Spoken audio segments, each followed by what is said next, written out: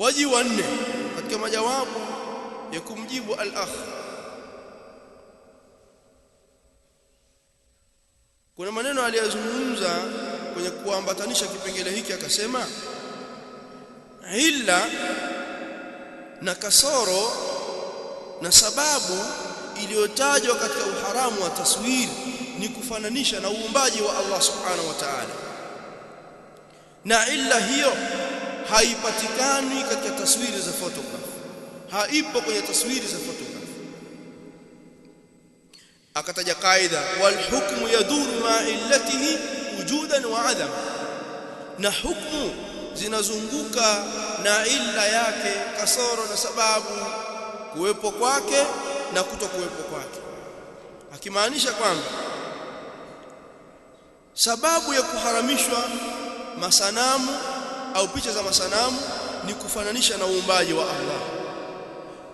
Sababu hiyo haipo kwenye taswiri za photograph kwa madai yake. Kwa kama ni hivyo, hukumu inatakana izunguke na illa hii. Kama haipo, sababu hii kama haipo kwa taswiri za kisasa, basi tunabaki kwenye asli kwamba taswiri hizi si haram, za photograph si haram. Wewe utaruhusiwa wewe kupiga picha ukaweka kwenye nyumba yako, kwenye gari, ukaweka wapi picha ya shekhe wako ukaisawirisha kwa ajili ya tadhkira, ukumbusho. Sisi tusema maneno haya sio sahihi, na kaida hii umeweka mahala ambapo si pake, kwa sababu moja au mbili. Sababu ya kwanza, hadithi ya Aisha iliyotangulia hapo nyuma, ambayo Mtume sallallahu alaihi wasallam alipotaja taswiri ya an-naht, taswiri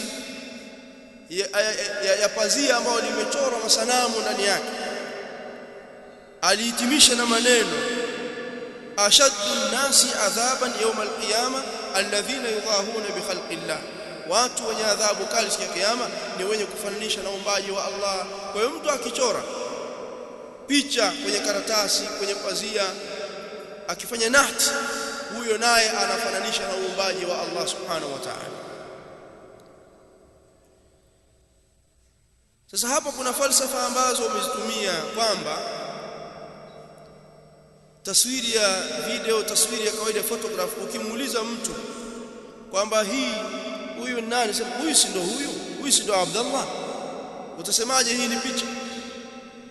Angalia yale abdukuli nasi anazichezea akili za watu. Ukiambiwa hii picha ni, ukiambiwa huyu ni nani, yeye asemi picha. Ukiambiwa huyu ni nani, huyu si Abdullah, si huyu Abdullah, anakimbia na neno la kusema kwamba hii ni picha ya nani, ya Abdullah.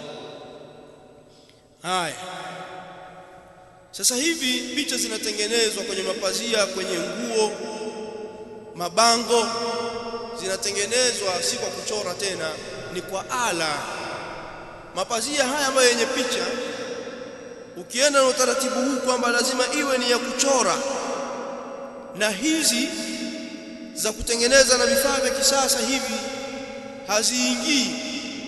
Ukienda hivyo, maana yake mabango na mapicha ambayo kwenye mabango, kwenye mapazia, kwenye nguo, kwenye kuta, picha hizo haziingii kwenye uharamu, kwa sababu hizo hazijachorwa. Lakini pia masanamu yanayotengenezwa sasa hivi mengi yanatengenezwa kwa vifaa vya kisasa. Laisa hunaka amal insan, hakuna kazi ya mtu. Zamani sikuwa kichonga hivi, sasa hivi watu wanatengeneza kwa vifaa tu, sanamu linatengenezwa linatoka. Sasa tuende na maneno yako hayo, ijapokuwa sisi tunafahamu kwamba ukisema huyu ni Abdullah kwenye picha, usema hii ni picha ya Abdullah. Picha ya nani Abdullah? Ukimwambia mtu aje kupiga picha, sema njoo nipige picha, njoo nisawirishe, kama unasema Sheikh Ubayd. Kwa kiakili, kilugha, kisheria inaitwa taswiri, njoo nipige picha.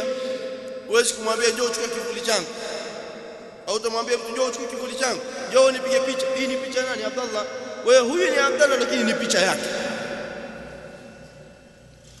Kwa hiyo tukienda hivyo, basi masanamu yanatengenezwa sasa hivi kwa njia za kisasa.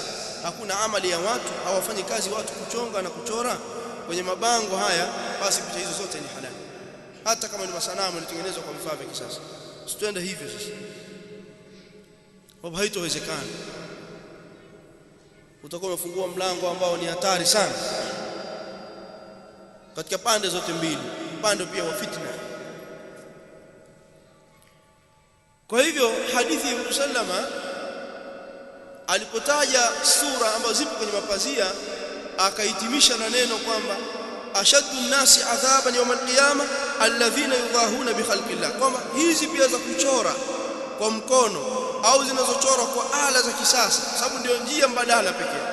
Sawa sawa na masanamu yanatengenezwa kwa vifaa vya kisasa zaitwa ni sura, na zenyewe pia Mtume sallama akasema ashaddu nnasi adhaban yawm alqiyama, watu wenye adhabu kali siku ya kiyama ni wale wenye kufananisha na uumbaji wa Allah Taala, akitaja picha kwenye pazia. Kumbe na hii pia ila yake ni mudahat, ni kufananisha na uumbaji wa Allah Taala. Sasa itatoka vipi ambayo imechorwa kwa vifaa vya kisasa, sanamu ambayo limechorwa limetengenezwa kwa vifaa vya kisasa ambapo hakuna amali ya mtu hapo? Si ndio ile maneno ya Sheikh Al-Albani katika Adab al-Safaf anasema katika maajabu ya hawa ni sawa na dhahiria. Hadithi ya Mtume sallama inayosema asikojoe mmoja wenu katika maji yaliyotuama alafu akaoga humo. Dhahiria wakasema ukienda ukakojoa kwenye beseni, kwenye bakuli, kwenye jagi, ukaenda ukamwaga mkojo pale, itafaa kuoga pale. Maneno haya yatakuwa ni sawa? Si Mtume sallama alichokataza ni kwenda kukojoa kwenye maji yaliyotuama? Kwa hiyo ukikojoa kwenye bakuli ukaenda kumwaga pale, maana yake hauingii katika hiyo hadithi. Itakuwa sawa hivyo? Kwa sababu kinachoangaliwa ni mkojo kuingia pale. Sasa akasema mfano wa maneno haya ni mfano wanaosema picha za photograph haziingii kwenye taswiri iliyoharamishwa katika dalili. Haya maneno ya nani? Sheikh Al-Albani. Wanaosema kwamba picha za photograph zinazotengenezwa kwa vifaa vya kisasa haziingii kwenye uharamu au katika ujumla wa hadithi za kuharamisha taswiri, kwa sababu hizi zinatengenezwa kwa vifaa, zilizokuwa zinatajwa kule ni za kuchonga au kuchora. Nasema hawa ni sawa na mfano aliopiga hapo nyuma. Tunasema hadithi imekataza kukojoa kwenye maji yaliyotuama, basi akakojoa kwenye beseni akamwaga pale akaoga. Nasema hii haina shida, kwa sababu kilichokatazwa ni kukojoa kwenye ile maji. Ndio athari ya hii tawili na falsafa mnaoitumia. Lakini lau ungekusanya njia za hadithi kama tulivyotaja sisi hapa, ungebainikiwa na mafuhumu sahihi. Sababu kitazama hadithi hii ya Aisha inaeleza kwamba mudahat upo kwenye picha za nahti za kuchora, kufananisha na uumbaji wa Allah upatikana katika picha za kuchora. Na sasa hivi njia ambazo zipo ni za vifaa, nguo inaenda pale inatiwa mahala, picha inatoka, picha fulani inatoka pale, sawa sawa ni ya muadham ya shekhe, picha ya mtu mwema mtukufu inatolewa kwenye bango kwa vifaa vya kisasa, si kuchora, na zote zaitwa taswiri, na madhara ni yale yale, ufananishaji na uumbaji wa Allah ni ule ule. Ungekusanya hizi hadithi, mafuhumu sahihi ungeipata na ingeondoka mafuhumu mbaya kwa wewe. Ndio maana al-Imam Ahmad anasema al-hadith idha lam tajma turqahu lam tafhamuhu, hadithi usipokusanya njia zake huwezi kufahamu. Wal hadithi yufassiru ba'dahu ba'dan, hadithi ilivyo baadhi huzifasiri baadhi. Na Ali bin Madini akasema babun au albab idha lam tujma turquhu lam yatabayyan khata'uhu, mlango kwamba hadithi isipokusanywa njia zake tofauti tofauti basi hauwezi kubainikiwa na kosa. Hadithi ina shida gani? Mafumu yake ikoje? Wa hakadha Yahya bin Ma'in anasema uktubu alhaditha 50 mara, iandike hadithi mara 50 kwa wajihi huu, njia hii, fa innahu lahu afatin kathira, utagundua maafa makubwa. Maneno haya yapo kwenye vitabu vya elimu ya hadithi, elimu ya rijal kama ulumul hadithi ibn Salah na al-Fath al-Mughith, hiyo taasili ya Bakr Abu Zaid ameeleza masuala haya. Huo ni wajihi wa kwanza katika kueleza kwamba ila sababu ya kuharamishwa picha za masanamu na za kuchora ni mudahat bi khalqillah, ni kufananisha na uumbaji wa Allah Ta'ala. Kwa illa hiyo haipo kwenye taswiri hizi za kisasa. Jawabu la kwanza katika kipengele hiki. Waji wa pili katika kipengele hiki, nataka ninukuu maneno ya Sheikh Al-Albani rahmatullahi ta'ala alayhi katika kaseti rihla yake ya mwisho, au maneno ambayo ameandika pia kwenye adabu safaf, lakini hapo kwenye adabu safaf yamekatwa baadhi ya maneno, na asili ya fatwa ilikuwa shekhe ameulizwa kuhusiana na fatwa ya Sheikh Ibn Uthaymeen ya kwanza ambayo ilikuwa inajuzisha taswiri za photograph. Akatoa maelezo mpaka alipofika mahala akasema, wa min dhalik harama rasul, na kwa ajili ya hivyo nini? Kwa ajili ya kwamba panahofiwa kuja kuzuka mfano wa ile jahiliya, kwa ajili ya kuziba mianya ya kuja kuzuka mfano wa jahiliya, kwa sababu ya mapicha, labda wakapigwa picha mashekhe, wakasawirishwa maulama, ahlul fadhil, ahlul ilmi, baadaye pakatokea fitna ya kuabudiwa na kutukuzwa kinyume na Allah subhanahu wa ta'ala. Kwa ajili ya kuziba mwanya, harama rasul sallallahu alaihi wasallam at-taswir, akaharamisha mtume sallallahu alaihi wasallam at-taswir. Kwa kuna ila moja hapa anahitaji uharamu wa taswir, si mudahati peke yake, bali kuziba mianya. Hii sadu lidharia yapatikana hata kwa mapicha ya kuchora, mapicha ya kutoa vifaa vya kisasa, kwa sababu akipigwa picha shekhi akawekwa mahala, ima kwenye kaburi lake au msikitini, kwenye gari, kwenye mti, akasawirishwa kwa ala za kisasa, fitna ile iliyotokea pia yawezekana kutokea huko, au haiwezekani? Inawezekana. Hasi sababu picha sio picha yake, sio huyu kumbe alivyokuwa hivi bwana.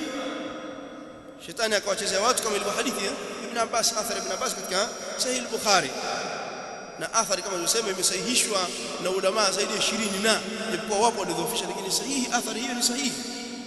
Sheikh akaendelea kusema, na Mtume sallallahu alaihi wasallam amekata mzizi wa fitna kwa wale wanaofarakisha kati ya taswiri ya al-mujassam na taswiri ya ghairi mujassam, taswiri ya masanamu ya kuchonga na taswiri isiyokuwa ya masanamu au ya kuchonga.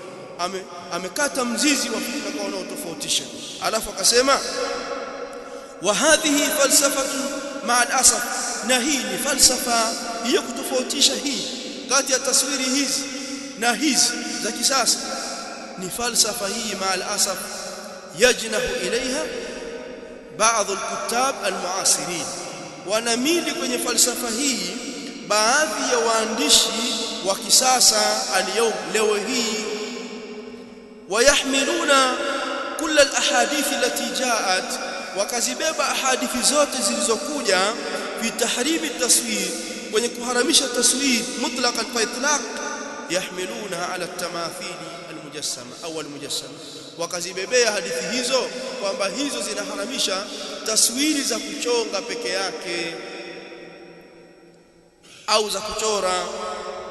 Wayuathiruna al-ahadith as-sariha, wakaziacha na kuzipinga ahadithi sarihi zilizokuwa wazi, kama mithla hadith qirami Aisha, mfano wa hadithi ile pazia la Aisha.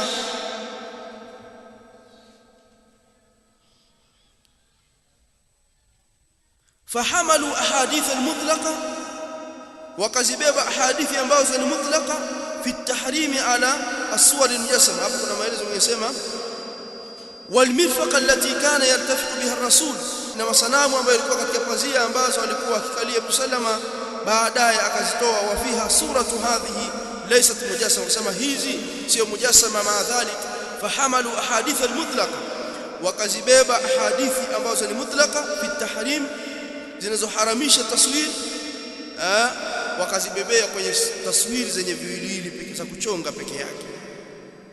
Ashahidi kisha akasema, fashahid inna at-tahrima lahu illatan, mahala shahid uharamu wa taswir una sababu mbili.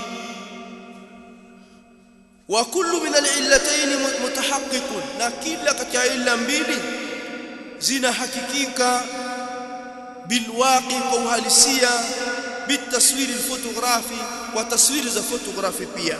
Illa hizo mbili, sababu hizo mbili za kuharamisha taswiri zinahakikika pia kwenye taswiri za fotografi na wal video, na taswiri za video, kama yakuluna leo, kama wanavyosema leo, almudahat fi akmal sura, kwenye kufananisha katika ujumla wa ukamilifu wa sura, ambayo hii ndio ila ya kwanza. Wal fitna fi ashaddi ma yakun, lakini pia fitna ni illa na ni sababu ambayo juu ametaja ni saddu lidharia, ni kuziba mianya ya watu kuingia katika shirki au fitna ya kufitinika hawa, ima wanaume kwa wanawake au kinyume chake. Sheikh anasema na illa hizi mbili, sababu hizi mbili zinahakikika kwenye picha hizi za kuchonga na kuchora na kwenye picha hizi za kutolewa kwa vifaa vya kisasa. Kama tulivyosema kwamba suala la mudahat lipo, ufananishaji upo, suala la fitna ya upande wa kurudi jahilia, upande wa kufitinika huyu na, yani mtu kufitinika na picha fulani iliyotolewa kwa vifaa vya kisasa, pia sababu hii ipo, fitna hii ipo kwenye picha za kutoa kwa vifaa vya kisasa. Hakuna anayezuia hilo. Kwa hiyo illa ya kuharamisha taswiri si hiyo ya mudahati peke yake, kiasi ambacho tutasema hizi za kuchonga na kuchora ndio zina mudahati, kwa sababu mtu anajitahidi ndani yake. Lakini kuna sababu nyingine ya kuzuia mianya ya fitna. Sheikh asema na hili pia linahakikika, lipo kwenye picha hizi za video na picha za photograph. Fitna inahakikika kwenye haya, na kwenye mudahati pia ipo, ufananishaji pia upo. Maneno ya wazi ya ulama haya. Wao wamesema huku hakuna illa hiyo, kataja kaida wal hukmu yaduru ma illati wujudan wa hukma. Kumbe kuna illa nyingine pia zipo, ijapokuwa pia illa hiyo unayohitaji inahakikika kwenye picha hizi na hizi, lakini kuna ila nyingine ya sadda lidharia, kuziba mianya ya kurudi jahilia, kuja kutukuzwa na kuabudiwa maulama na mashekhe na watu watukufu, mawalii, kinyume na Allah subhanahu wa ta'ala, kwa sababu ya athari ya zile picha ambazo zitabaki baada ya muda tarudi jahilia.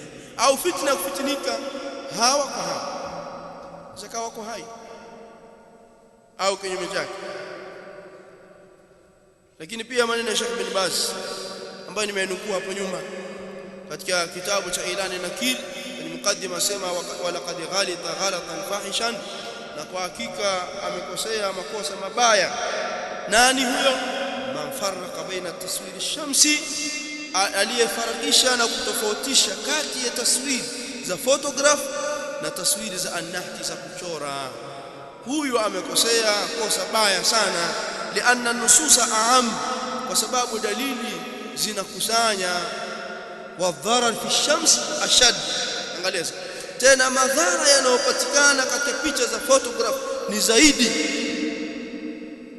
tena madhara yanayopatikana katika picha za photograph ashad, kama alisema Sheikh Albani, ni zaidi. Haya maneno ya Sheikh Baz rahmatullahi ta'ala alayhi, kama alivyosema Sheikh Albani, mimi naitakidi kwamba madhara na fitna kwenye taswiri za photograph na video ni zaidi zile za mwanzo za kuchonga na za kuchora. Kwa maneno haya, ile kaida ya istishab aliyoitaja na maneno ya Ibn Qayyim hayatoingia tena hapa, si mahala pake. Hayatoingia na hapa si mahala pake, kwa sababu nususi ziko wazi. Masala haya yana nas na dalili za wazi. Kwa hiyo hayo yataifuta kaida hiyo alikuja nayo hapa. Nitaje maneno ya kwake ya mwisho na niyafanyie taaliq. Tayeb, nadhani kwa siku ya leo tuishie hapa. Kesho biidhnillah taala tutaendelea na majlisi ya tatu. Wallahu taala ala wa alam. Tunamwomba Allah taala jina yake mtukufu na sifa zake za juu, atuongoze sisi na atuwafikishe kuyasema yaliyo sawa na atupe ikhlasi ndani yake. Walhamdulillahi rabbil alamin.